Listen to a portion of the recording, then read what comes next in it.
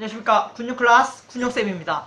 자, 우리는 이제 오늘 1910년대 민족운동에 대해서 살펴보겠습니다. 지난 시간에 배웠듯이 1910년대는 일제의 무단 통치가 진행되는 시점으로서 일본은 자기 마음대로 조선인을 쥐락펴락했다라는 겁니다. 자, 그러다 보니까 1910년대 국내에서는 민족운동이 활발하게 전개될 수 없었습니다. 왜냐하면 헌병경찰이라든지 조선 총독부의 감시와 억압이 심했기 때문이겠죠. 그러다 보니까 대부분의 민족운동은 국외로 가게 됩니다. 하지만 우리는 국외를 살펴보기 전에 국내부터 살펴봐야 되겠죠. 자, 국내에는 민족운동이 없었던 것이 아닙니다. 활발한 민족운동이 있었긴 한데요. 대표적인 단체가 대한강복회와 독립의금부를 들 수 있습니다. 대한강복회는 박상진, 최기중 이런 사람들이 주도했던 단체인데요. 어떤 특징이 있냐면은 공화정체를 표방했다.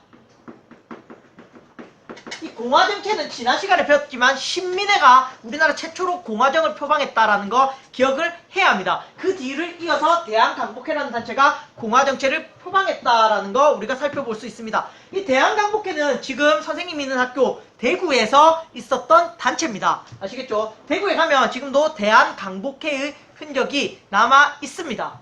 자, 독립의금부는 대한강복회와 조금 성격이 다릅니다. 임병찬이라는 사람에 의해서 주도되는데 이 임병찬이라는 사람은 누구였냐면은 바로 보수 유생층의 대표격이었던 최익현이라는 사람의 제자였습니다. 최익현이라는 사람은 일제에 저항하는 항일 의병운동을 전개하다가 목숨을 잃은 사람이죠. 그 제자가 임병찬이었고, 임병찬은 이 대한강복회의 공화정체와는 다르게 복벽주의를 표방합니다. 이 복벽주의라는 것은 무엇이냐면은 옛날로 돌아가자. 즉 옛날이란 건 뭐냐면은 왕정으로 돌아가자. 왕을 회복시키자. 즉 고종을 다시 왕으로 만들자. 이런 뜻이 있었습니다. 그러니까 백성이 주인이 되는 나라가 아니라 왕이 주인이 되는 나라로 다시 옛날로 돌아가자. 이런 사회를 꿈꿨다라는 데서 독립의금부는 조금 한계가 있었겠죠. 어쨌든 제가 아까 설명했지만 국내에서는 일본의 감시와 억압이 매우 강했기 때문에 국내에서의 활발한 독립운동은 일어날 수 없었습니다. 그래서 국내보다는 국외로 눈을 돌려야 합니다. 국외로 눈을 돌렸던 대표적인 단체 누굽니까? 바로 우리가 지난 시간에 배웠던 신민회 기억합니까? 신민회는 만주 삼원보에 독립운동 기지를 건설하려고 했다. 그 신민회의 활동도 오늘 배울 내용에 포함이 됩니다. 신민회도 국외에 많은 독립운동을 건설했죠. 자, 우리가 국외에서는 서간도, 북간도, 연해주 이 세 곳에서 활발한 독립운동이 있었다는 걸 파악하면 되는데요. 서간도에서는 어떤 독립운동 기지가 있었냐면은 신흥강습소, 그리고요 이 신흥강습소가 나중에는 신흥무관학교로 발전합니다.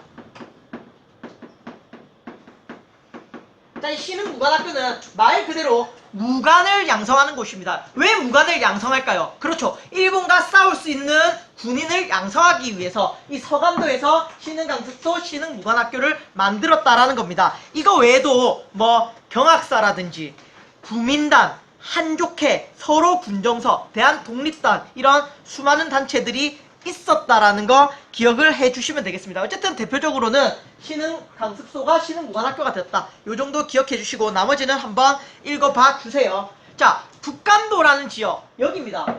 이 북간도라는 지역에서도 독립운동 기지가 많이 건설되었고요. 여기서는 여러가지 교육기관이 설립이 되었습니다. 교육기관 대표적인 학교로 서전, 서숙, 그리고요 명동학교, 이런 학교가 만들어지면서요. 여기서 수많은 독립운동가들이 양성이 되었다라는 거. 북한도에서. 이거 외에도 우리가 뭐 김자진이 이걸 활약을 했다라고 알려져 있는 북로군정서 이런 것들도 여기 북한도에 있었습니다. 이 정도. 이거 외에도 뭐 중강단이라든지 대한국민회라든지 이런 단체들이 있었다라는 거 우리가 기억해주면 될 것 같습니다. 어쨌든 지금 제가 써주는 걸 중심으로 기억하고 그 다음에 교과서에 있는 내용도 한번 추가로 살펴보면 되겠습니다. 자, 연해주는 지금 러시아 땅이죠. 러시아 땅에서도 우리나라가 독립운동을 펼쳤습니다. 대표적으로는 성명회,